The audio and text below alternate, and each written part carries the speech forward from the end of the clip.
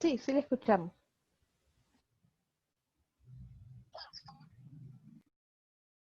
Gracias, buenos días con todos. Bueno, ya creo que me hicieron la presentación. Quien les habla es Elvia Ramos, enfermera del Centro de Salud Mental Comunitario San Borja. Y bueno, en el marco de nuestro primer aniversario, ¿no? Estamos brindando este ciclo de conferencias que culminan el día de hoy, ¿no? Pero que el lunes también tenemos otra actividad muy importante, en el cual estamos brindando pues temas de importancia para la población en general, ¿no? Este es un tema bastante, digamos, común, quizá lo han escuchado en algún momento, ¿no? ¿Quiénes son los cuidadores? ¿O qué es el autocuidado? Entonces, las chicas me van a ayudar a proyectar mis diapositivas, porque como les expliqué, tengo un poco de dificultad en la parte tecnológica. Vamos a empezar, por favor, la siguiente. Gracias. Bueno, esta es una frase introductoria como para más o menos contextualizarnos, ¿no? Y enmarcarnos en lo que estamos hablando. Gabriel García Márquez, ¿no? Escritor colombiano, premio Nobel también de literatura, nos menciona de que la vida no es la que uno vivió, sino la que uno recuerda y cómo la recuerda para poder contarla, ¿no? Sabias palabras que en el marco de lo que es el autocuidado, pues vamos a poder nosotros, ¿no? Enmarcar mucho mejor este contexto. Siguiente, por favor. Pero antes también, como les mencioné, quiero mostrarles un poco, esto es un recopilatorio de algunas actividades que realizamos al servicio de acogida. Quien les habla, como le digo, pertenece a este equipo de enfermeras que trabajan día a día para el servicio, ¿no? A los usuarios que vienen por primera vez. Nosotros hemos estado realizando actividades ya hace más de un año, pero tenemos un año de inaugurados, y no quería pasar, ¿no?, esta oportunidad de poder brindarles aquellas imágenes que quizá en el momento pues se captan como parte, ¿no?, de nuestro trabajo, y que producto de la pandemia, por ejemplo, ahora nos hemos visto, ¿no?, en varias modificaciones o cambios adaptativos, ¿no? Entonces, las enfermeras, como ven aquí, realizan muchas actividades promocionales, comunitarias, antes de la pandemia, y en la siguiente, por favor, van a poder también visualizar lo que nosotros hemos realizado en comunidad, ¿no? Campañas, capacitaciones a agentes comunitarios, en establecimientos de salud, yendo a los colegios, y en todas las diversas actividades promocionales preventivas. Siguiente, por favor. Ya cuando nos vino el COVID, bueno, las cosas cambiaron mucho, ¿no? En este contexto creo que ha sido igual para todos, pero aún seguimos trabajando con las medidas, ¿no?, de precaución para evitar también el contagio y evitar el contagio de otras personas. Sin embargo, como les digo, esto de la pandemia no ha detenido de que alguna forma, ¿no?, nosotros sigamos interactuando con la comunidad y brindándoles ese servicio que tanto de ustedes requieren. Siguiente, por favor. Entonces, contextualizándonos ya en lo que es el autocuidado en el cuidador, vamos a tener de que hay conceptos que nosotros debemos empezar a conocer, como es el del cuidador, ¿no? ¿Quién es el cuidador en este caso? Nos estamos refiriendo a la persona que va a asistir o va a cuidar de otra persona en una situación de dependencia funcional, ¿no?, lo cual generalmente le va a dificultar o impide el desarrollo normal de sus actividades básicas de la vida diaria. Y cuando hablamos de actividades básicas de la vida diaria, nos estamos refiriendo pues al poder alimentarse, al poder vestirse, al poder quizá, ¿no?, realizar alguna otra actividad que normalmente nosotros sí lo hacemos sin ninguna limitación. Entonces, tenemos de que se va a generar al momento en que este cuidador asume la responsabilidad de cuidar a otro, se genera un vínculo entre la persona que es cuidada, un vínculo entre el cuidador y los integrantes de la familia, ¿no? Siguiente, por favor. Entonces vamos a tener en cuenta de que también cuando se nos menciona acerca de lo que es cuidado, pensamos siempre en primera instancia en el adulto mayor, ¿no?, o quizá en un pequeño, en un niño. Pero también tenemos de que el cuidador va a poder también ser cuidador de personas que quizá tengan problemas, ¿no?, en su salud mental, como son todos los trastornos mentales que alguna vez ustedes han escuchado mencionar, como la esquizofrenia, ¿no?, el Alzheimer, los trastornos de pánico, las depresiones que son crónicas, que pueden durar muchos años, y también los problemas de adicciones, ¿no? Hay personas, hay familiares que se hacen cargo justamente de su familiar que tiene estos problemas, y muchos, ¿no?, fracasan en el intento, u otros que, bueno, continúan, ¿no?, tras ellos por el amor que quizá los une, siguen, ¿no?, al cuidado de estas personas. Entonces, en la siguiente lámina, por favor, vamos a ver de cómo es el perfil de la persona que cuida. Según algunos estudios que se han realizado, ¿no?, a nivel mundial, generalmente la persona que cuida, por lo general, es mujeres. Con esto no dejamos de lado a los varones, porque también hemos sido testigos en algún momento de que hay hijos que cuidan de sus padres, o esposos que cuidan, ¿no?, a su esposa que padece de alguna enfermedad mental. Pero principalmente son mujeres, casi un 85,6%. Generalmente el cuidado se realiza en casa y hay mucha limitación en la falta de autocuidado por parte de esta persona que cuida. 2/3 de los cuidadores no han tomado generalmente vacaciones desde hace más de 5 años, pues están netamente al cuidado exclusivo de su familiar, y como mencionan, el cuidado pues es más de 12 horas diarias, más aún si viven ahí, ¿no?, en el mismo hogar, pues prácticamente es casi las 24 horas. No comparten generalmente el cuidado, ¿no?, y se sienten solas, sobrecargadas, ¿no?, incluso puede sobrepasar esta situación. En la siguiente lámina vamos a ver qué es lo que opinan algunas cuidadoras o cuidadores con respecto a lo que es cuidar. Entonces, cada cuidador generalmente ha construido su propio concepto de cuidar en base a las experiencias que han vivido o que han experimentado a lo largo de lo que es el proceso de cuidado. Algunos dicen de que es, por ejemplo, lo mencionan así, ¿no?, es algo que debo hacer porque la persona que cuido me necesita. Otros lo mencionan como que cuidar es parte del agradecimiento, porque quizá de niños, ¿no?, en el caso de los papás, los han cuidado, entonces ahora ellos tienen que retribuir. También porque si no lo hago, ¿quién lo hace, no? A veces pueden ser varios familiares, pero por lo general es una o dos personas quienes se hacen responsables, y bueno, ya saben que si ellos se retiran, pues otra persona no lo va a hacer. Cuidar es entregarse a sí mismo. Es una tarea donde soy valorada, soy valorado, ¿no? Son algunas de las expresiones que algunos cuidadores suelen brindar. Siguiente, por favor. Entonces tenemos algo muy importante, ¿no? Etapas por las que atraviesan los cuidadores. Generalmente, ¿qué es lo que va a pasar con el cuidador? Tenemos una primera etapa en la que hay mucho entusiasmo, ¿no? Es un periodo en el que las expectativas son muy altas y generalmente no dan miedo de las dificultades que puedan haber. También tenemos otra etapa, la segunda etapa es la de estancamiento, donde ya se van a notar generalmente los primeros signos de cansancio y desilusión, ¿no? El cuidador parece sentirse vacío y estar en el mismo punto de partida. Generalmente van a comenzar a aparecer aquí los primeros signos de irritabilidad, de impaciencia, de disgusto y de nerviosismo. Ahora hay una tercera etapa, que se le conoce como lo que es la frustración. Generalmente aquí van a aflorar sentimientos o sensación de fracaso y culpa. Aquí van a surgir los primeros síntomas de ansiedad, ¿no? El cuerpo generalmente también comienza a resentirse y van a aparecer molestias físicas. Se siente generalmente paralizado e impotente ante la nueva situación que está viviendo y que no la pensó en algún momento, ¿no? Como les mencioné, hay una primera etapa en donde todo es entusiasmo porque piensa que puede ser manejable, pero dependiendo de la patología, no todas las enfermedades, ¿no?, tienen un desenlace similar. En la cuarta etapa, generalmente ya se caracteriza por la apatía. En esta etapa vamos a ver de qué es la fase límite y culminante, ¿no?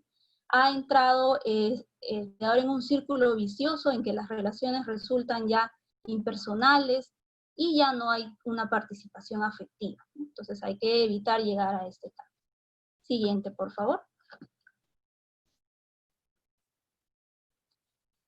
Entonces, ¿qué efectos tiene cuidar para quien cuida? Como ustedes ven, aquí tenemos los 4 principales, hay efectos psicológicos, los sociales y los laborales o económicos, ¿no? Entonces, en la parte física, agotamiento físico al cuidador, pueden aparecer problemas musculoesqueléticos, pueden haber descompensación de enfermedades crónicas, si es que ya la padece la persona, o la aparición también de nuevas enfermedades. En la cuestión de los efectos psicológicos vamos a tener que hay una mayor frecuencia de síntomas depresivos, hay desesperanza, hay incremento de emociones negativas que se vuelven permanentes. En lo que son los efectos sociales, pues justamente como están vinculados a la persona a la que cuidan, ya no pueden participar de actividades sociales como antes, cuando se iban a las fiestas o reuniones, porque tienen que cuidar, ¿no?, a la persona que está a cargo de ellas. Y las redes de apoyo social no son estimadas en el momento, ¿no? Y cuando nos referimos a redes de apoyo social, estamos hablando de que muchas veces el cuidador, al estar muy, digamos, situado en su hogar, solamente está ahí pendiente de la persona que cuida, descuida, ¿no?, la parte de las amistades, deja de informarse acerca quizá de algunas asociaciones que puedan brindarle apoyo, como son asociaciones de cuidadores, que sí hay, por ejemplo, aquí en nuestro país sí existe, en otros países también, ¿no? Esto se masifica cada vez más. Y efectos económicos, en el sentido de que muchas veces pueden perder el trabajo, o pueden simplemente desistir de trabajar porque no pueden hacer muchas cosas a la vez, más aún si son solos o no tienen el apoyo de otra persona para ese cuidado. Esto va a generar una disminución en los ingresos del hogar y por ende genera más estrés. Como ven, es un círculo, ¿no? Es un ciclo que no tiene. Siguiente, por favor. Entonces vamos a ver.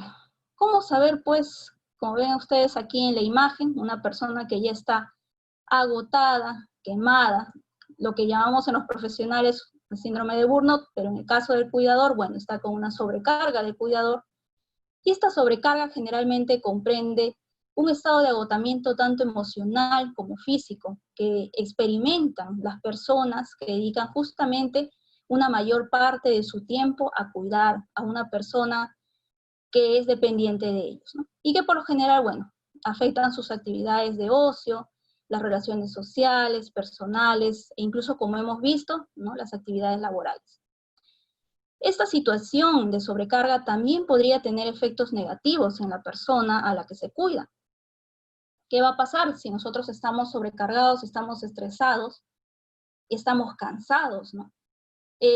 Podemos, de alguna manera, de una forma involuntaria, ¿no?, generar situaciones de maltrato hacia la persona, no porque queramos hacerlo directamente, sino porque de alguna manera estamos tan saturados, ¿no? Es como en el caso de las mamás que cuidan a sus pequeños, ¿no? Están en un momento de estrés, a veces el pequeño viene, quiere jugar con ellos, ¿no?, y uno sin querer puede gritarles, ¿no?, o hacerles, ¿no?, daño en ese momento.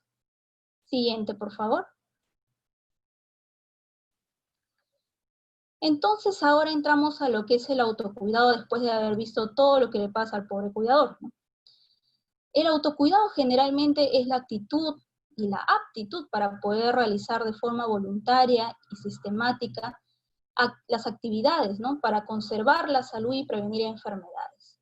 Y cuando se padece una de ellas, poder adoptar un estilo de vida mucho más saludable, y esto lo dice la Organización Mundial de la Salud. ¿Cuántos cuidamos de nuestra propia salud? A veces se nos pasa, ¿no?, por infinitas actividades que hacemos, o la desinformación también. Siguiente, por favor.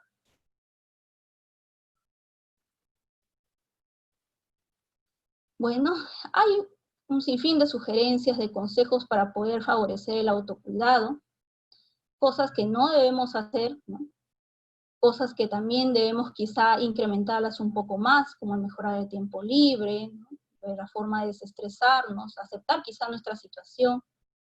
Pero, a continuación, la siguiente, por favor. Vamos a detallar un poquito de estos consejos o sugerencias. Entonces, ¿cómo abordamos los efectos físicos? Generalmente debemos tener en cuenta no olvidarnos de nuestra propia salud. Hay que acudir, ¿no?, a nuestros controles médicos anuales, es algo que muchas veces nos olvidamos, ¿no? Acudimos ya cuando tenemos el dolor o el padecimiento y puede ser ya una enfermedad avanzada. Tenemos que prevenir la aparición de estas enfermedades y si ya el cuidador tiene una enfermedad crónica, nunca olvidarse pues de seguir el tratamiento y sus controles adecuados. Otro punto importante es cuidar nuestra propia alimentación. Tenemos que ver que si bien es cierto hay un sinfín de alimentos muy ricos, ¿no? Generalmente no son tan nutritivos o no son buenos para nosotros, y siempre lo que se nos recomienda, como ustedes ven ahí en la pirámide, ¿no?, de alimentos, aunque no queramos admitirlo, lo que más debemos comer pues son frutas y verduras, ¿no? Tenemos que limitar el consumo de sal, porque de por sí los alimentos, cada uno de los alimentos que consumimos, verduras, ¿no?, incluso la misma fruta, también extras, ya tienen de por sí sal. Si somos hipertensos, bueno, incrementarle más sal a ello nos va a generar más daño probablemente a nuestros riñones, al corazón, entonces hay que tener cuidado en ello. Beber agua, por lo menos, lo que nos indican es 2 litros por día. Algunos que no estamos muy acostumbrados a tomar líquidos, bueno, hay que procurar iniciarlo paulatinamente, no de golpe, ¿no?, para poder adaptarnos. Pero cuando hablamos también de agua, hablamos del agua en su estado natural, pura, transparente, no la gaseosa, no el café, u otros alimentos que más bien contribuirían al incremento de nuestra ansiedad o estrés. Disminuir también el consumo de azúcares simples o grasas trans, y sobre todo, pues intentar comer todos los días en un horario que sea el mismo, ¿no? Y evitar estar viendo en ese momento en televisión, ¿no?, porque eso puede también generarnos distracción y no hacer una buena digestión como debería ser. Igualmente recomiendan la disminución del consumo de alcohol y también de algunos estimulantes. El sueño es muy importante. Sé que para algunos cuidadores es un poco difícil, dependiendo, como digo, de la patología de la persona a la que cuidan. En lo posible hay que tener, por ejemplo, en este aspecto, cuidado con la ingesta de cafeína, ¿no?, que puede estimular al cerebro y que puede interferir en el sueño. También realizar ejercicios en la tarde, pero concluirlos por lo general unas 3 horas antes de acostarse. Evitar también quizá dormir en cama durante el día, ¿no?, porque eso puede interrumpir el sueño en la noche. Y evitar, pues, tener en nuestra habitación esto de los televisores o celulares, que pueden, ¿no?, de alguna manera distraernos y hacer que nos quedemos, pues, hasta de madrugada, ¿no?, viendo alguna serie. También el moverse lo suficiente, ¿no?, relacionado a lo que es la actividad física, porque generalmente el ejercicio va a favorecer el incremento del apetito, también nos va a ayudar en cuanto al peso, y va a contribuir, pues, de alguna forma, a mantenernos de buen ánimo, ¿no?, y prevenir otras enfermedades. Siguiente, por favor. Eso ha sido de manera general. Ahora, cuando decimos abordar los efectos sociales, estamos hablando de que los seres humanos somos seres sociales por excelencia, ¿no? Somos seres interdependientes y no autosuficientes, o sea, todo no lo podemos resolver nosotros. Ahora, necesitamos también de otras personas para poder socializar, desarrollarnos y poder subsistir. Ese otro generalmente está referido a algún familiar, algún amigo, algún vecino. Puede ser también a los servicios municipales o a los servicios de salud que pueda brindar el Estado, ¿no? Y también nuestra propia familia. La relación que se va a establecer entre estos actores es lo que vamos a llamar redes, ¿no?, las redes sociales. Siguiente, por favor. Muy bien. Ahora, los efectos psicológicos, que creo que a veces son los que un poquito más nos preocupan, está referido al cómo me estoy sintiendo, ¿no?, en esta nueva etapa de cuidador, o si ya llevo años cuidando a la misma persona, cómo me siento, en qué fase estoy, ¿no?, o en qué etapa estoy, de las que he mencionado anteriormente. Para ello tenemos que empezar a hacer una estrategia para el autorregistro emocional. Y cuando hablamos de las estrategias para lo que es el autorregistro emocional, por ejemplo, tenemos que ver cuáles son los desafíos en el cuidado, en base a nuestra experiencia, ¿no? ¿Qué es lo que hemos tenido que hacer para mejorar el cuidado de nuestro familiar? ¿Qué tanto hemos hecho? Porque recuerdo, ¿no?, a veces comentarios de que los familiares cuando vienen al centro dicen, bueno, por ejemplo, ¿no?, en el caso de personas que sufren de demencia senil o Alzheimer, ¿no? Mi familiar no duerme, se levanta durante la noche y, por ejemplo, se ha levantado pues a las 4 de la mañana a querer cocinar, ¿no? Entonces, ¿cómo reacciona ante esto? Por ejemplo, ahí el sueño se ha visto interrumpido para el cuidador definitivamente, ¿no?, y para la persona a la que se cuida. Entonces debemos identificar la emoción y, bueno, detenernos primero, respirar varias veces y observar, ¿no? No reaccionar en base a las emociones del momento, porque podemos, ¿no?, incurrir en el daño hacia nosotros mismos y hacia nuestro familiar, ¿no? Y tenemos que buscar conductas alternativas, o conductas que quizá nos fueron útiles en otro momento. ¿Y a qué nos referimos con conductas alternativas? Si veo a mi familiar que está despierto, a las 4 de la mañana está cocinando, emocionalmente voy a reaccionar y quizá voy a gritarle y decirle de que deje de hacer eso, que vaya a dormir, ¿no? Entonces, la persona puede sentirse mal o puede entrar en una crisis en ese momento, ¿no? Entonces, no sería lo más adecuado. Pero, ¿qué conducta alternativa podemos brindarle? Por eso es que dice, primero identificar nuestra emoción, luego detenernos y observar, ¿no?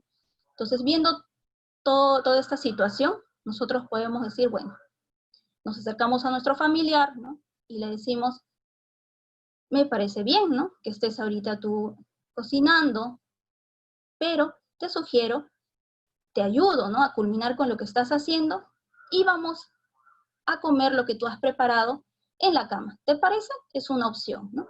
No lo estás confrontando, no lo estás haciendo sentir mal, más bien ayudas a que lo que empezó a hacer lo culmine en el menor tiempo para que puedan irse a la cama y volver a descansar.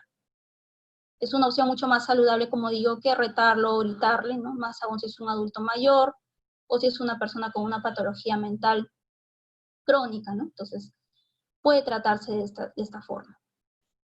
Los ejercicios de relajación, también cuando hay oportunidad, poder estar en un espacio a solas, en la medida de lo posible, ¿no?, para poder respirar, hacer ejercicios respiratorios, concentrarnos en el momento, ¿no?, y dejar de lado lo que puede estar ocurriendo alrededor. Técnicas para el manejo de situaciones estresantes, pues como menciona, una conducta se cambia por otra, ¿no? Lo que vimos en el ejemplo anterior. Más que anular el impulso, hay que redireccionarlo. Siguiente, por favor. Entonces vemos de que, bueno, siempre cuando empezamos incluso, ¿no?, en el caso de los profesionales, cuando queremos planificar el cuidado, por ejemplo, de nuestros usuarios, de nuestros pacientes, tenemos que elaborar un plan. Para el cuidador, la sugerencia es que también puede elaborar un plan teniendo en cuenta, pues, ¿no?, cuál es la patología de su familiar, cuál es el tratamiento que lleva, ¿no? Y generalmente este plan de cuidados va a ayudar, como menciona, a poder gestionar el tiempo adecuadamente, a poder también satisfacer las necesidades de nuestro familiar, sacar tiempo para uno mismo, ¿no? Y no desatender los cuidados y mantenimiento de nuestro propio hogar, así como la toma de decisiones. Siguiente, por favor.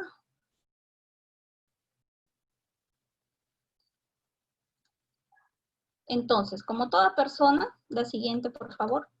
El cuidador, al igual que nosotros mismos, ¿no?, tenemos, como toda persona, tenemos derechos a varias cosas, ¿no? El cuidador también tiene derecho a hacer una pausa. Hay una recomendación muy importante, sé que algunos cuidadores son solos, ¿no? Por ejemplo, el caso de los que son hijos únicos y tienen que cuidar luego al papá o a la mamá, no hay forma, ¿no? Para eso son a veces las redes de apoyo. Como les digo, una de las sugerencias que se puede brindar, ¿no?, a la persona cuidadora es que si tienes círculos de amistades, nunca falta a veces un buen amigo, ¿no?, que dice, avísame, si necesitas algo, estoy ahí para ayudarte. Si hubiera esta oportunidad, porque no siempre se da, hay que aprovechar esas amistades, no para que se queden a cuidar a nuestro familiar pues una semana, ¿no?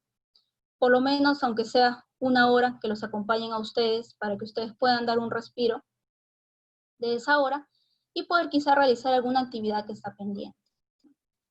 Esto es muy importante saberlo. Hay un sinfín de técnicas de relajación, les mencioné lo de la respiración, ¿no?, pausada.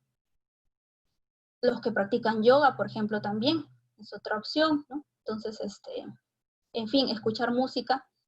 Cuando hablamos de nuestro tiempo libre u ocio, no necesariamente está referido a descansar o dormir. El mismo cambio de actividad ayuda mucho a poder despejarse, ¿no? Si yo todo el día estoy dedicada a cambiar a mi familiar, a alimentarlo, a limpiarlo, a asearlo.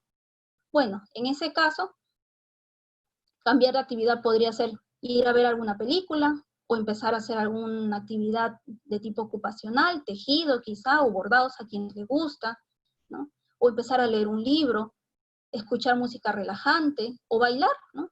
Bailar, ahora que todos estamos un poco en el confinamiento y no hay discotecas ni posibilidad de ir a alguna fiesta, uno mismo en su habitación puede encerrarse un momento, prender la música de su agrado y empezar a bailar porque nadie nos está observando ni viendo si damos un buen paso. Simplemente es desestresarse, relajar los músculos y mejorar la respiración. Básicamente es eso. Y en la siguiente, por favor, creo que ya hemos culminado. Lo he hecho a una velocidad lo más rápido posible para que mi compañera también pueda tener el tiempo necesario. Y bueno, eso vendría a ser todo. Muchas gracias.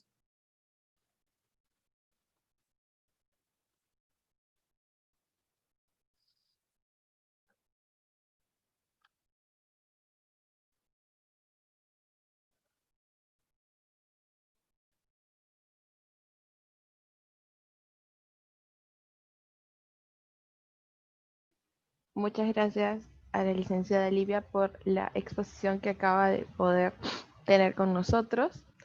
Invitamos a los participantes a, si tienen alguna consulta, poder ponerla en el chat. Ya va a estar activado en este momento para que puedan dejar sus consultas.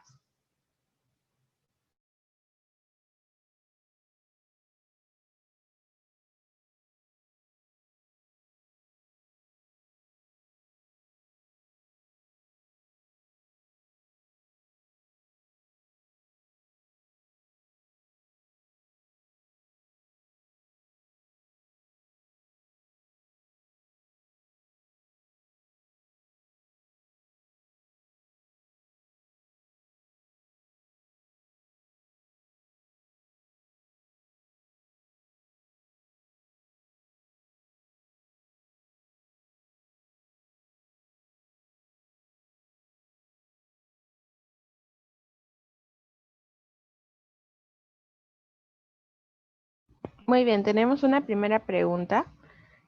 Dice, en el caso de personas con esquizofrenia, ¿cómo podría el cuidador realizar su autocuidado?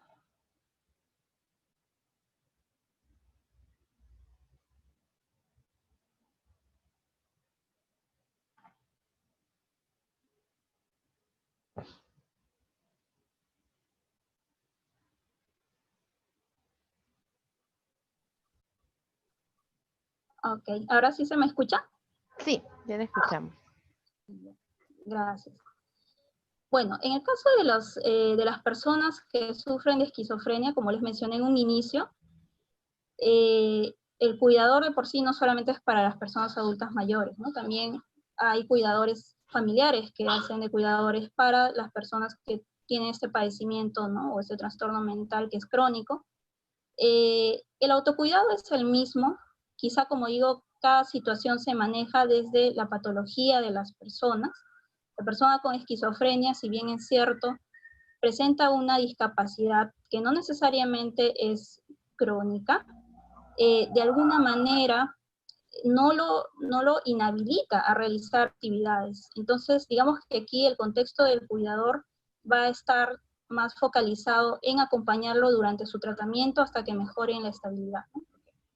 Ya por experiencia trabajando con personas que han tenido esquizofrenia, yo veo muchos cuidadores y los felicito, ¿no? Que son justamente familiares que van al centro, que son muy responsables y muy preocupados, cuyos familiares con esquizofrenia están en un buen estado de recuperación. Y esto genera incluso que ese cuidador reciba apoyo, ¿no? de la persona a la que cuida porque va mejorando en su salud y le da más espacio para que el propio cuidador, que generalmente es la mamá o el papá o los hermanos, puedan realizar actividades ya propias, ¿no? de ellos mismos, de su vida personal.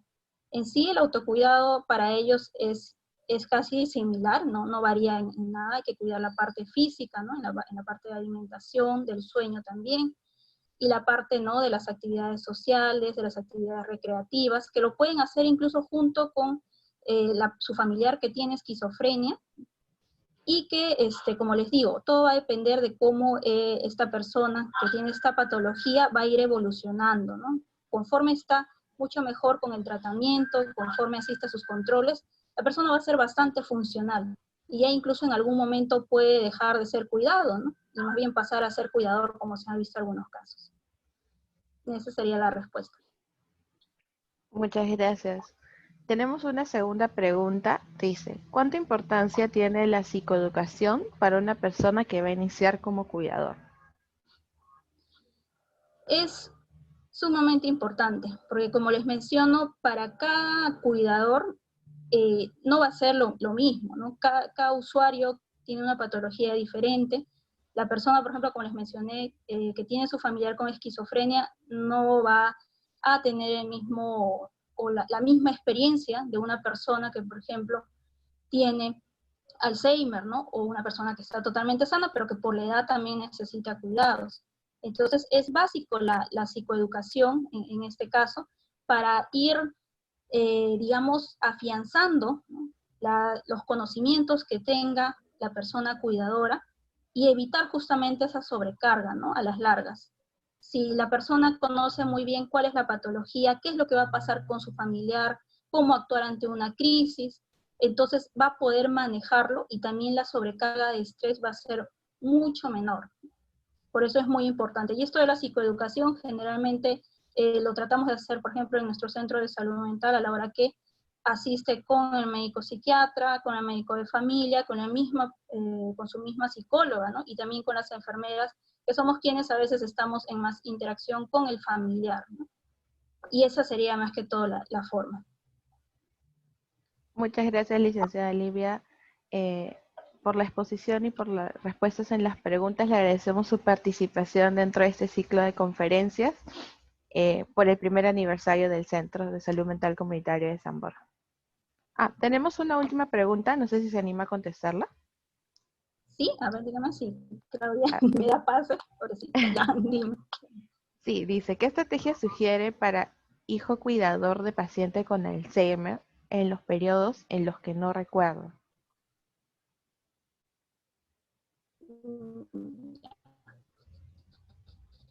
El Alzheimer, como le digo, ya también es bastante problemático. Hay varios usuarios nuestros que padecen de lo mismo, pero en cuanto a estrategias de una persona que no recuerda, miren, como dicen, uno puede olvidar todo, hasta olvidarse de su nombre, olvidarse incluso de sus hijos porque no los llegan a reconocer, pero algo muy importante es el afecto. Creo que el afecto no se borra y de alguna manera algunos pacientes lo sienten, ¿no? Como estrategia para poder quizás acercarse, ¿no?, a esta persona es brindarle mucho amor, mucho afecto, repetirle constantemente quiénes somos, porque no lo va a acordar y no lo hace, como digo, de mala intención, es producto de la enfermedad, ¿no? Incluso yo sé que estas personas llegan en algún momento hasta olvidar cómo comer. Aquí el cuidado, ¿no?, es sumamente más especial y específico y, como digo, muchas veces genera demasiada sobrecarga, ¿no?, en la persona que lo está cuidando. Entonces, estrategias para poder mejorar el autocuidado en esta persona que es hijo solo, hay que también ampliar nuestras redes de apoyo. Hay asociaciones, incluso, yo he visto en el internet, en el Facebook, hay asociaciones de familiares, ¿no?, que cuidan justamente personas con Alzheimer y que reciben capacitaciones constantes. Los grupos de apoyo emocional también son muy importantes porque, si bien es cierto, ¿no?, a veces podemos ser hijos únicos, solos, ¿no?, y sentir que estamos desprotegidos o que no podemos manejar la situación. De alguna manera, también estos grupos de apoyo mutuo te brindan, ¿no?, esta retroalimentación de experiencias y formas de manejo, en especial de estas personas.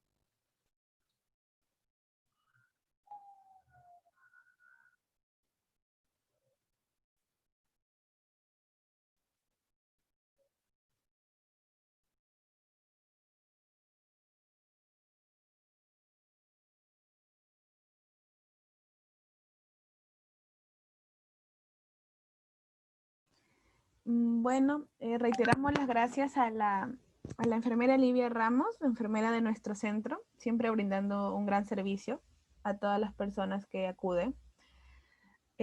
Antes de continuar con nuestra siguiente ponencia, vamos a presentarles, conmemorando hoy día el Día de la Salud Mental, 10 de octubre, es una fecha muy importante en general para todo el público y sobre todo a nosotros como Centro de Salud Mental Comunitario, que nuestro principal servicio es brindar a todos nuestros usuarios una adecuada, las herramientas para que ellos puedan desarrollar su salud mental de la mejor manera.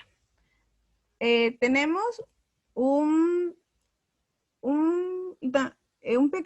pequeños videos también, porque también hay que recordarles, les recuerdo a todas las personas que están en la reunión, de que hoy día es el este evento es realizado por el primer aniversario de nuestro centro, y tenemos un par de saludos. A ver, los voy a proyectar también para que conozcan quiénes son las personas detrás que están día a día en el centro brindando los servicios. A ver.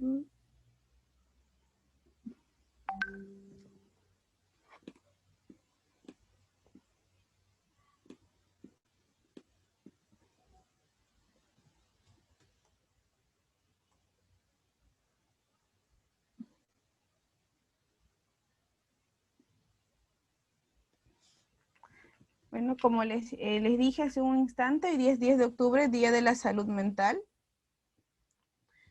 Y también es el primer aniversario de nuestro Centro de Salud Mental Comunitario, motivo por el cual hemos realizado este ciclo de conferencias gratuitas para todos ustedes. Y bueno, acá una foto, una imagen para que vean quiénes son los que día a día están detrás de este centro para que siga brindando el mejor servicio. Ellos son todo nuestro equipo interdisciplinario.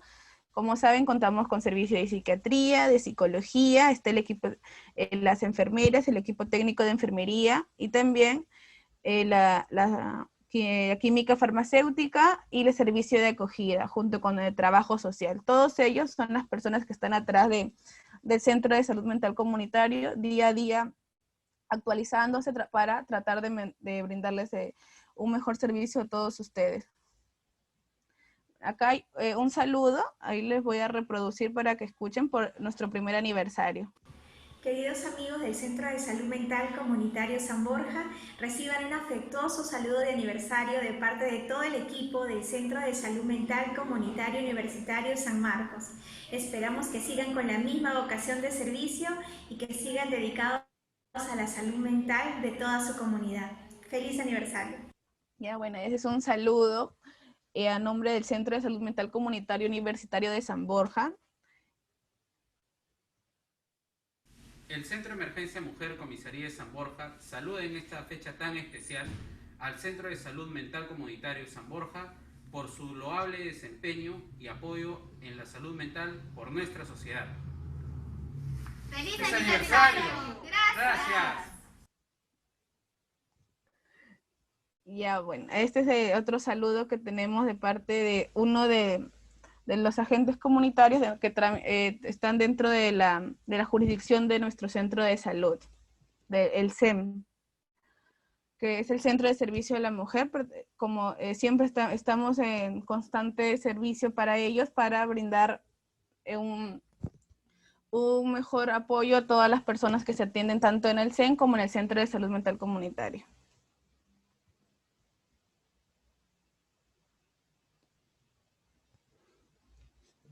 Ahora vamos a pasar a nuestra siguiente ponencia. El día de hoy contamos con dos. A ver, en unos instantes estaremos comenzando.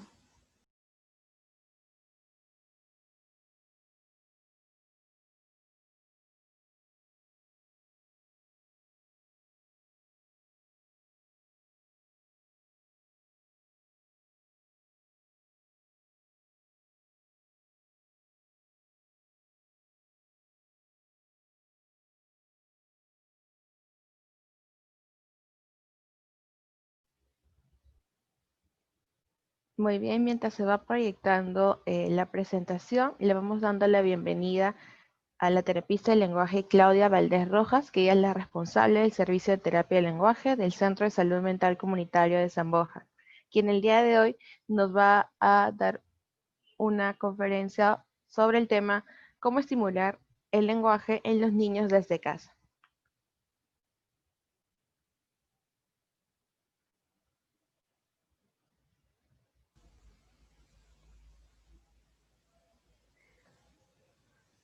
Ella es licenciada como tecnóloga médica en terapia de audición, voz y lenguaje por la Universidad Peruana Cayetano Heredia, con licencia como terapeuta del lenguaje en el estado de Nueva York, Estados Unidos, con una segunda especialidad en reeducación de la motricidad orofacial en la Universidad Nacional Federico Villarreal.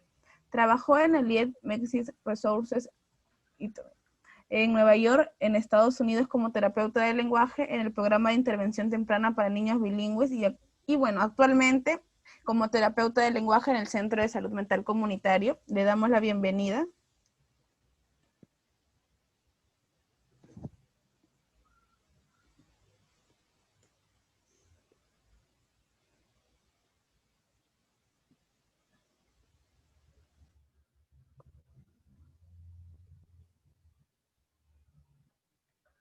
Buenos días, ¿me escuchan? Sí, se la escucha. Buenos días, mi nombre es Claudia Valdés y a continuación mi tema es cómo estimular el lenguaje desde casa. Para ello es importante recordar qué es el lenguaje. Desde una perspectiva funcional, el lenguaje es un instrumento que permite la comunicación entre los seres humanos, ¿no? Tenemos el concepto según Vygotsky: el lenguaje se adquiere y evoluciona en la medida en que se usa en situaciones sociales, en interacción directa con otras personas. Según otros autores como Tomasello y Adamson, mencionan algo importante, que cuando los padres conversan con sus hijos sobre aspectos en los que ambos están interesados, los niños presentan un vocabulario mucho más rico y extenso que aquellos cuyos padres no prestan atención a los intereses de los niños.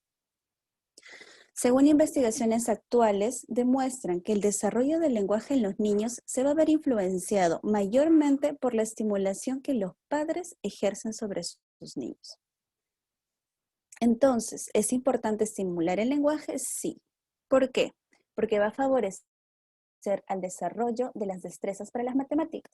Es decir, un niño que comprende enunciados va a tener mayor facilidad para poder desarrollar matemáticas, ya que las matemáticas representan muchos conceptos abstractos, ¿no? Así como también las dificultades para poder comprender a otros o expresarse van a exponer al niño a un mayor riesgo de presentar problemas conductuales, sociales, emocionales. Conductuales porque recordemos que los niños, al no poder comunicarse, se van a frustrar y van a presentar diferentes conductas, ¿no?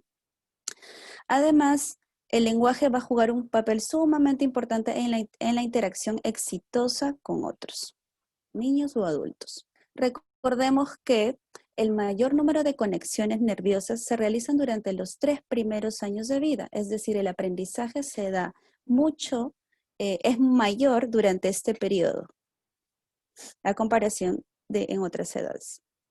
Ahora, para esto es importante recordar cómo es que se da este desarrollo del lenguaje. El desarrollo del lenguaje es evolutivo, consecuencias cronológicas, ¿no? Por ejemplo, los bebés cuando nacen se comunican mediante el llanto. A los 3 meses, los niños empiezan a hacer el contacto visual con la madre, empieza la sonrisa social, que es sumamente importante. A los 6 meses empiezan con sonidos como ba, ba, da, da, ta, ta, ¿no? Y alrededor del año, que es una edad sumamente importante, empiezan con las primeras palabras. Esa primera palabra con la intención de querer comunicar algo, ¿no? Dicen papá, pero ya es con la intención de querer llamar a papá o de querer llamar a mamá. A los 18 meses vemos que este repertorio de palabras se va incrementando, ¿no? Podemos incluso adquirir hasta 50 palabras, en algunos casos más, ¿no? A los 2 años también el niño empieza a reconocer ya objetos comunes como la pelota, la silla, la muñeca. Su vocabulario ya incrementa hasta incluso a unas 100 palabras. Esta edad es importante, ¿no? Porque hay casos en niños que de repente presentan solo unas 2 o 3 palabras, dicen mamá, papá o agua. Ya es una señal de alerta para que los papás estemos más atentos y podamos estimular un poco más. Si vemos que en los siguientes meses el niño no está avanzando, debemos buscar a un especialista, en este caso un terapeuta de lenguaje. Tenemos que a los 3 años el niño empieza a usar oraciones ya de 4 elementos, empezamos a usar pronombres como yo, tú, él, mamá, ella fue, ¿no? Usamos artículos como el juguete, la pelota, la silla, y también adverbios como aquí o allá. Y ya realizan preguntas como ¿quién fue? ¿Y qué hace? ¿Dónde está mi pelota? ¿No?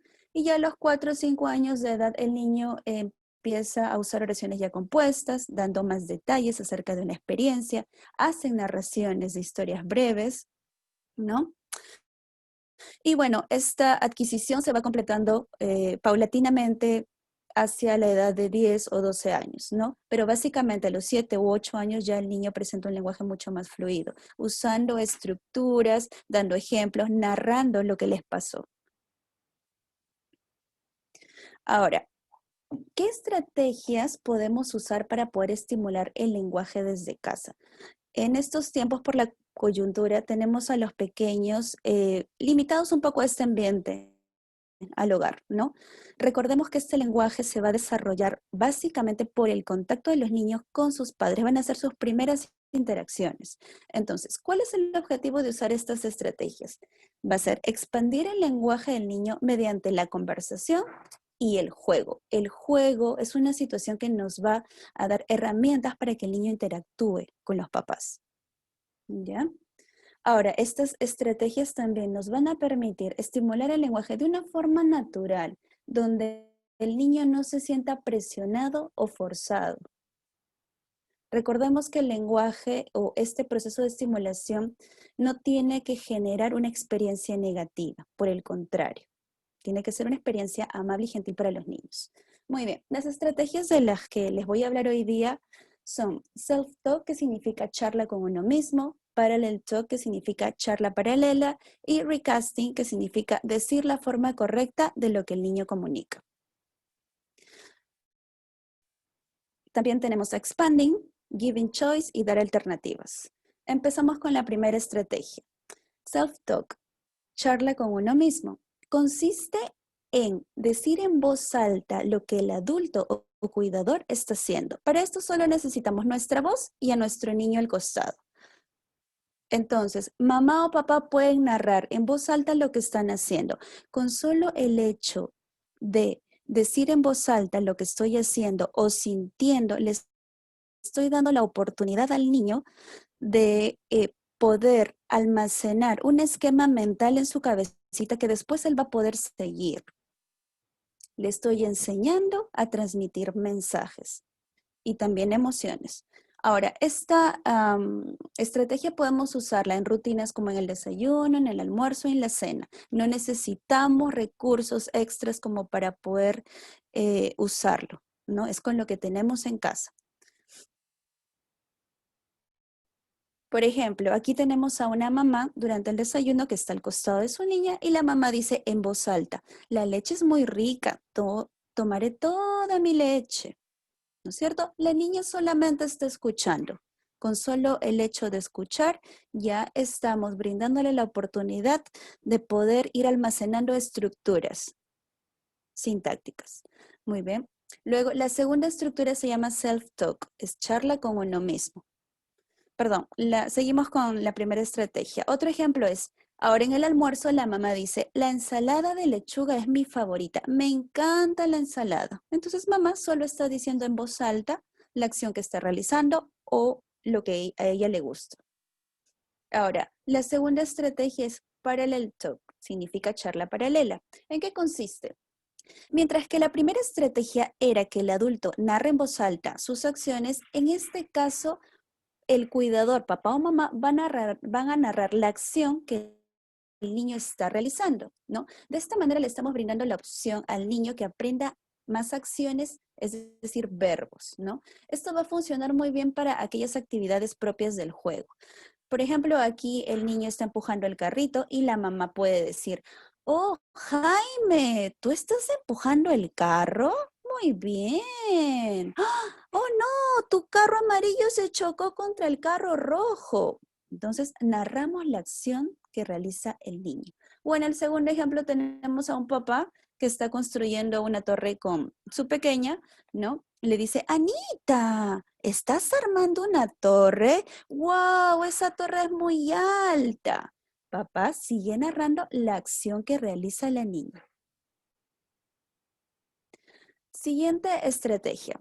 La tercera estrategia se llama expandir. Consiste en considerar lo que el niño ha comunicado y debemos agregar un poco más de información. Por ejemplo, tenemos aquí una niña que dice perro y la mamá dice perro pequeño. Mamá está adicionando una palabra más de la que la niña dijo. ¿De acuerdo? Entonces, esto solo consiste en agregar una palabra más. Tenemos otro ejemplo donde la niña dice perro pequeño y mamá dice ¿un perro pequeño? Entonces, cuando adicionamos una palabra más, debemos colocarle énfasis para que el niño o la niña pueda percibir esta palabra que estamos agregando. En el tercer ejemplo, el niño dice, la pelota nueva. Y papá dice, la pelota es nueva. Entonces, enfatizamos en la palabra es, ¿no es cierto? Ahora, tenemos como cuarta estrategia, recasting. ¿En qué consiste? Esta estrategia es muy usada en la enseñanza del lenguaje para corregir los errores de una forma donde la comunicación no se vea obstruida. ¿De acuerdo? Aquí tenemos el ejemplo.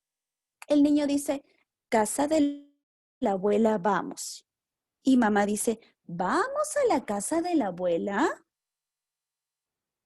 En el siguiente ejemplo, el niño dice, una quiero muñeca. Y la mamá dice, ¿quiero una muñeca?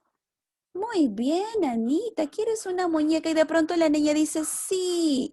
Entonces, cuando usamos recasting, no estamos obstruyendo la comunicación.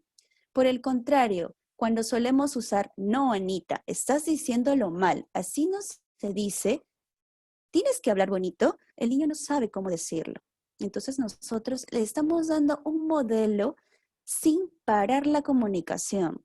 Estamos corrigiendo de una manera muy sutil, donde podemos generar una conversación, más no ser directivos y frenar este proceso de comunicación.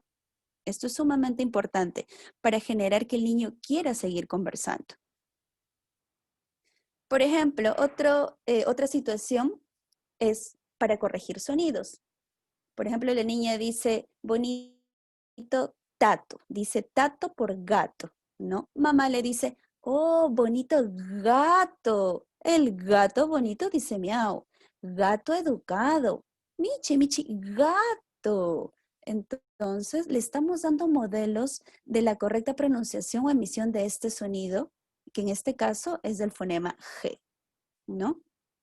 Tenemos otro ejemplo donde el niño dice pote por bote. Y mamá dice, oh, un bote, bote. El bote es azul. Entonces, recasting nos da la posibilidad de corregir al niño de una manera gentil, sin cortarlo, sin decirle, no, Pepito, así no se dice bote, se dice pote. Entonces, solamente decimos 3 enunciados más con el sonido correcto y podemos seguir con la conversación. Y el niño va a decir, sí, mamá, bote, me encanta el bote, quiero que me compres otro bote. Sí, en otro momento vamos a ir de compras. Entonces, podemos continuar con este proceso de conversación y tomar turnos que son importantes.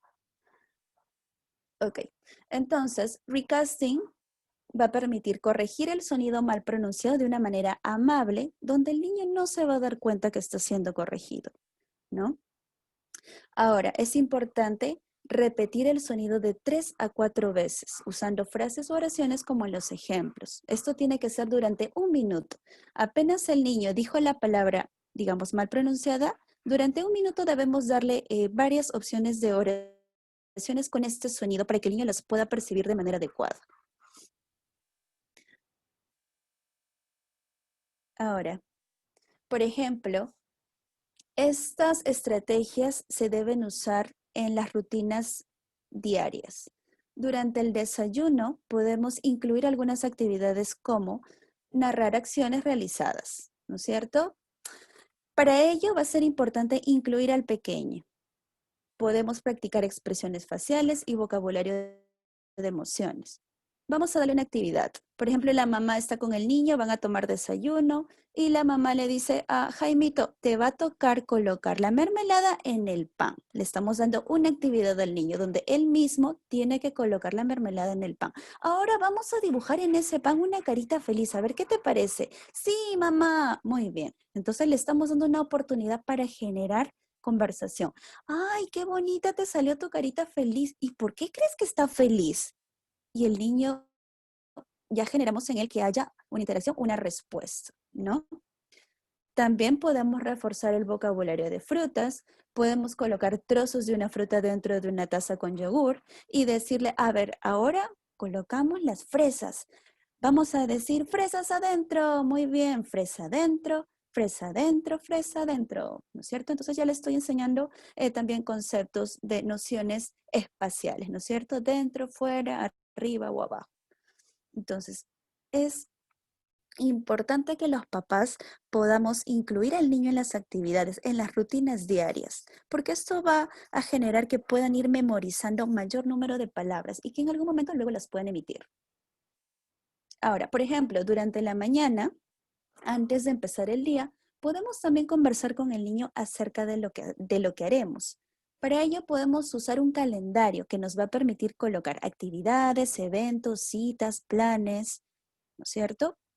Es una buena forma para enseñarle a los niños palabras tales como ayer, hoy y mañana. Los conceptos de tiempo a veces suelen ser complicados para los niños y el calendario es una actividad que nos va a facilitar esto, ¿no? Por ejemplo, en el transcurso de la mañana podemos decir, a ver, Jaimito, ¿qué día es hoy? Hoy es lunes. Muy bien, vamos a marcar en el calendario el día lunes. A ver, mañana, ¿qué vamos a hacer? Mañana te toca bañarte. Vamos a escribir en el calendario, bañarse. Y luego te toca también jugar con la plastilina. Muy bien, ya. Al día siguiente, Jaimito, vamos a ver en el calendario. Muy bien, hoy es martes. ¿Qué nos tocaba hacer? Primero era bañarnos y luego, ¿qué nos tocaba hacer? Ah, mamá, nos tocaba jugar con plastilina. Muy bien. ¿De acuerdo? Entonces es un poquito para ir ubicando al niño en el tiempo, ¿ya? Ahora, durante el almuerzo podemos también usar la estrategia de narrar nuestras acciones, que era la estrategia de self-talk, pero también podemos usar el parallel talk, narrar las acciones que está haciendo el niño, como por ejemplo el niño está mezclando de repente las verduras, ¿no es cierto? Le decimos, Juan, estás mezclando verduras, muy bien. Juan está comiendo las verduras, excelente. Entonces estoy le estoy enseñando en este caso el campo semántico verduras, ¿no? Por ahí que está comiendo el tomate, la lechuga, la cebolla, y estamos también reforzando este vocabulario. En el caso de los niños más grandes, podemos preguntarle, ¿qué es lo que más te gusta del almuerzo? ¿No? Ahora, otra estrategia importante es dar alternativas, ¿no? Esto podemos incluirlo también en las actividades de la vida diaria, en las rutinas. Cuando el niño se está cambiando, podemos preguntarle a Juan, Juan, ¿qué te vas a poner hoy día? ¿El polo rojo o el polo azul? Y te dice, el polo rojo. Muy bien. Cuando damos alternativas, le estamos dando la libertad al niño que pueda elegir y él va a sentir que tiene el control, que el lenguaje le sirve para poder también decidir. No lo estamos limitando. Otra cosa es que nosotros le preguntemos, Juan, ponte el polo rojo. Entonces, cuando somos muy directivos, estamos limitando el lenguaje. No le damos la opción a que él pueda elegir, ¿no?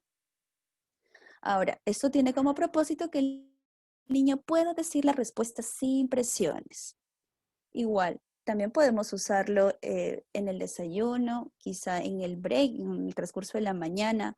María, ¿qué quieres comer? ¿Manzana o plátano? Y ella te dice manzana. Ah, muy bien. Entonces la niña está eligiendo. Se siente con mayor libertad para poder decir lo que ella quiere, ¿no? Ahora, los tiempos de espera y tomar turnos son sumamente importantes. El niño necesita tiempo para procesar las palabras del adulto y sus propias palabras. Esto va a tomar tiempo. Si el niño no responde inmediatamente cuando le preguntas, Es importante esperar un poco. En una conversación las personas solemos tomar turnos, ¿no es cierto? Entonces, si yo le pregunto a Juan, Juan, ¿qué quieres comer? ¿Ají de pollo o arroz con pollo? Tratemos de esperar en nuestra cabecita 5 segundos. Contemos 1, 2, 3, 4, 5. A veces a los adultos nos cuesta esperar, ¿no?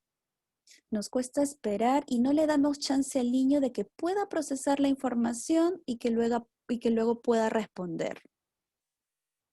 El tomar turnos no siempre significa una participación verbal en una conversación. Algunas veces tomar turnos puede ser realizar un sonido, una expresión facial. En los niños más pequeños, ¿no? Que recién de repente están emitiendo las primeras palabras, nosotros podemos preguntarle, Anita, mira, eh, ¿quieres una pelota? Y Anita de repente no te dice sí, pero abrió sus ojos grandes y fue como que se emocionó y movió las manitos. Entonces te estás diciendo sí con su cuerpo, a través de un gesto, ¿no? Entonces recordemos que no todas las respuestas van a ser verbales, también pueden ser mediante gestos o expresiones o con señalar. Digamos que las primeras formas de comunicar antes de la verbal, los niños se comunican señalando. Ahora, es importante que los papás consideren también los intereses del niño.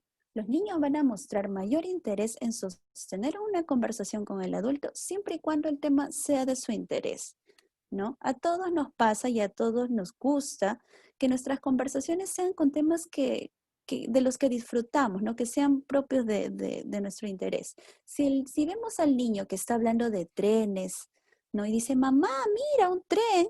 Nosotros de repente no vamos a tratar de meterle dinosaurios, ¿no? Vamos a tratar de nosotros mismos involucrarnos en esta conversación sobre los trenes. Sí, mira, Jaime, el tren tiene muchos vagones, va por los rieles, ¿no? Entonces, tratemos de expandir su lenguaje siempre considerando los temas de interés para el niño. En general, este uso de estrategias nos va a permitir incrementar el vocabulario, incrementar la longitud de las oraciones, aprender diferentes conceptos, mejorar la comunicación en general. ¿Ya? Son sumamente importantes que los padres podamos usarlo en casa. Ahora, recordar que el uso de las estrategias van a favorecer este incremento de habilidades lingüísticas y comunicativas del niño. Ahora, estas estrategias no van a reemplazar la intervención en terapia del lenguaje. Hay trastornos del lenguaje, como en el trastorno espectro autista, en el trastorno específico del lenguaje, en un retraso del lenguaje. Nos podrían ayudar, pero más no van a reemplazar la intervención por parte de un profesional que es el terapeuta del lenguaje. Eso sí es sumamente importante. Ahora, los medios usados van a ser la conversación y el juego. El juego nos va a dar muchas herramientas. Aparte de desarrollar la creatividad, va a generar vínculos, va a generar interacción con el padre. Es muy, muy importante. Definitivamente estas estrategias van a ser incluidas en las rutinas diarias, como les mencioné. Puede ser en el desayuno, en el almuerzo, en la cena. Cuando el niño se está bañando, podemos también reforzar esquema corporal, partes del cuerpo. Entonces, es básicamente en las rutinas diarias. Las estrategias se deben usar con moderación durante el día, ya que podríamos saturar al niño. Ahora, es importante que estimulemos mediante la conversación, pero siempre con límites. Recuerden que también los tiempos de silencio van a ser importantes, ¿no? Porque van a favorecer a la reflexión. Entonces, podemos incluirlos en una o en dos rutinas, más no todo el día. Eso sería todo. Muchas gracias por su atención.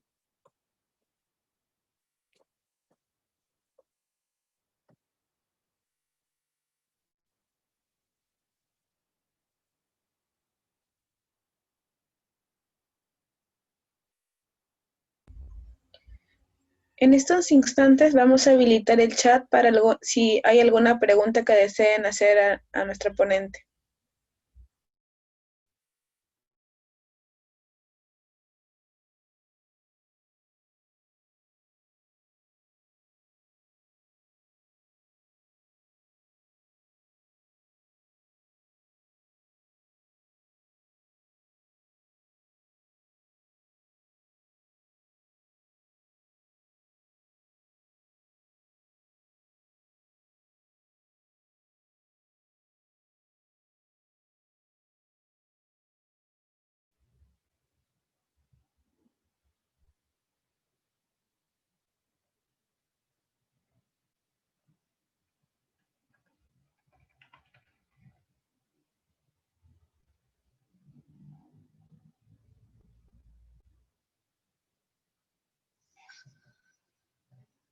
Muy bien, tenemos una consulta que menciona, si es que no tengo mucho tiempo para poder atender a mi hijo, ¿ayuda que le ponga la televisión o le ponga a ver, asumo yo, la televisión?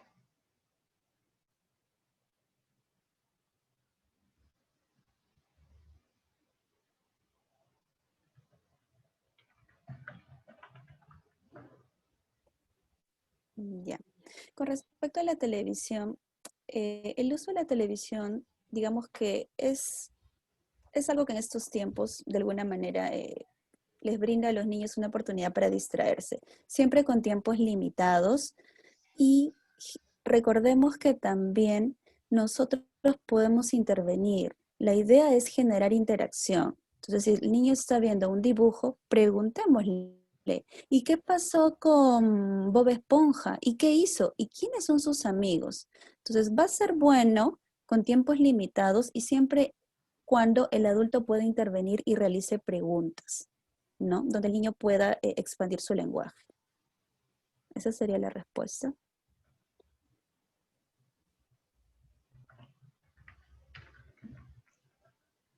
Muchas gracias, licenciada Claudia.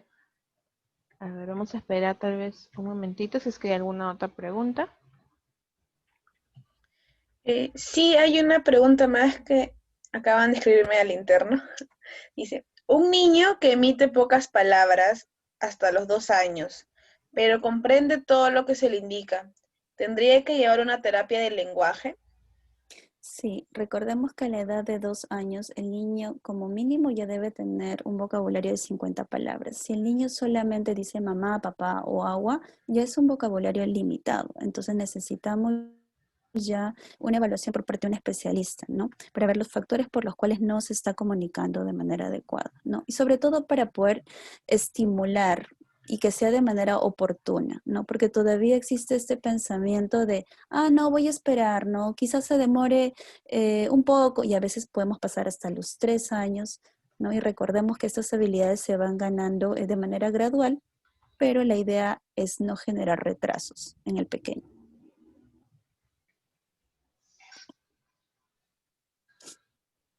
Muy bien, muchas gracias. Creo que ya no hay más preguntas, entonces agradecemos mucho la presencia de la licenciada Claudia Valdés y por la excelente exposición que nos acaba de presentar. Muchas gracias. Hasta luego. Muy bien, antes de poder acabar, vamos a darles unos pequeños mensajes. Vamos a esperar a que se proyecte. Muy bien. El día lunes, continuando todavía con la celebración del primer aniversario y también con celebrando el Día de la Salud Mental, vamos a continuar con un evento de mesa de diálogo que tiene como tema desafíos de los centros de salud mental comunitario en tiempos de COVID-19.